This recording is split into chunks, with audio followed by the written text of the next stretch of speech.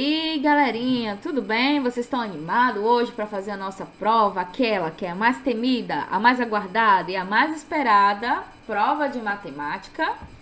Então, para hoje nós iremos apenas comentar a nossa prova, tá? Então vamos lá. Primeira coisa que você vai fazer, você vai separar uma folha aí, pode ser do caderno ou uma folha branca, colocar seu nome para fazer os cálculos, tá?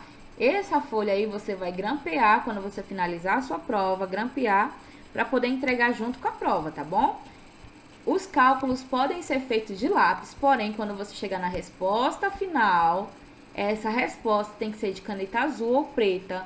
Se você escrever a resposta a lápis, não será considerada a questão e não será atribuído nota a ela, tá? A questão que você deixou de lápis a resposta. Logo, você vai perder ponto.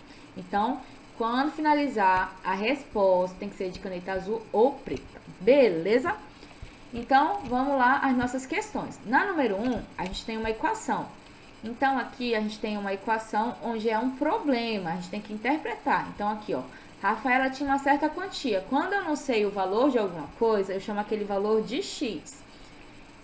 Aí, então, Rafaela tinha uma certa quantia em dinheiro e ganhou de sua mãe o dobro do que tinha. O dobro é 2 vezes. Então, aqui você vai montar uma equação para achar o valor que Rafaela tinha em dinheiro, tudo bem?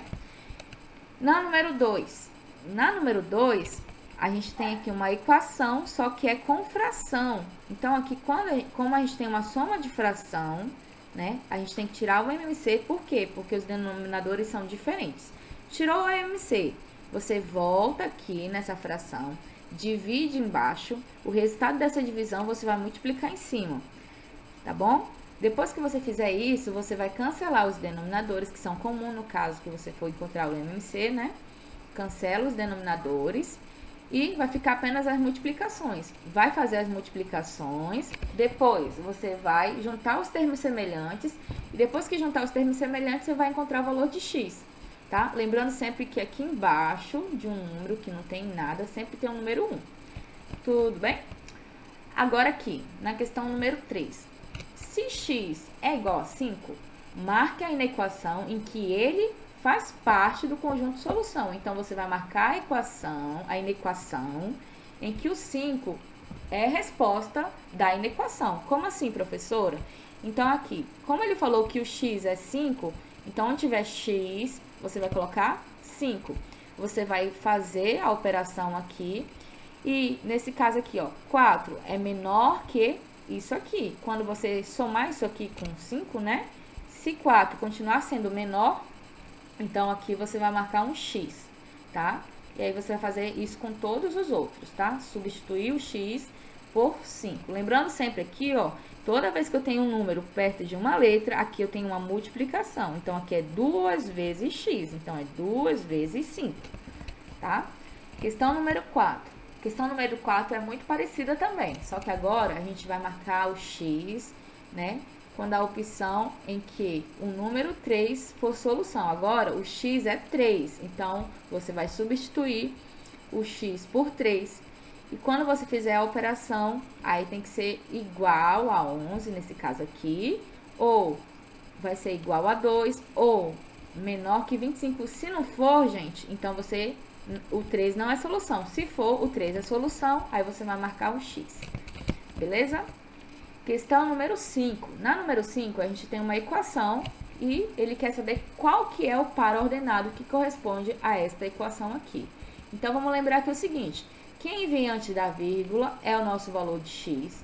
Quem vem depois da vírgula é o nosso valor de Y. Então, a gente vai substituir o X pelo correspondente de X e o Y pelo correspondente de Y. Nessa equação aqui, quando você substituir, você vai ter que ter este lado aqui, 3x menos 4y, igual a 7. Se for igual a 7, aquele par ordenado que você substituiu, né, o x e o y, vai ser resposta para a questão.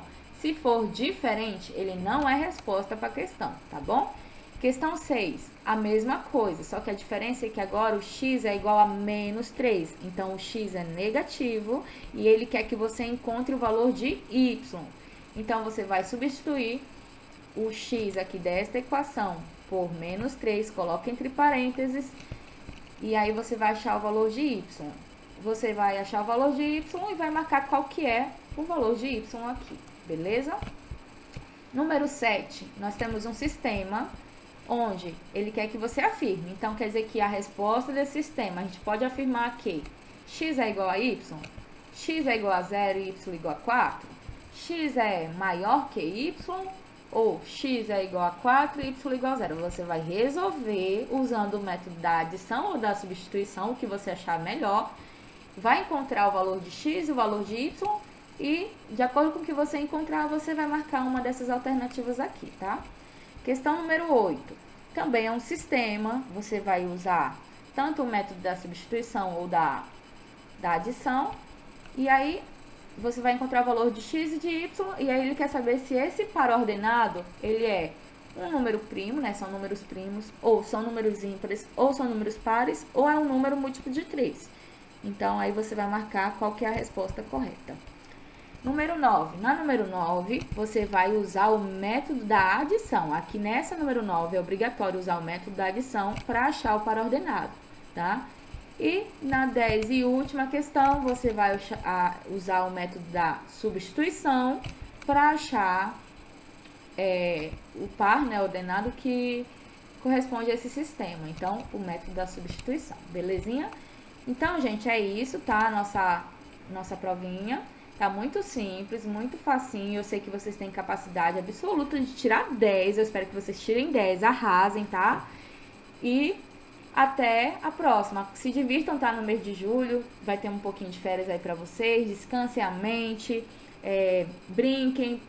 Criem coisas criativas pra vocês se distraírem, tá bom? Até a próxima. Foi um prazer estar com vocês nesse bimestre. Tchau! Passo na areia, minhas sereias são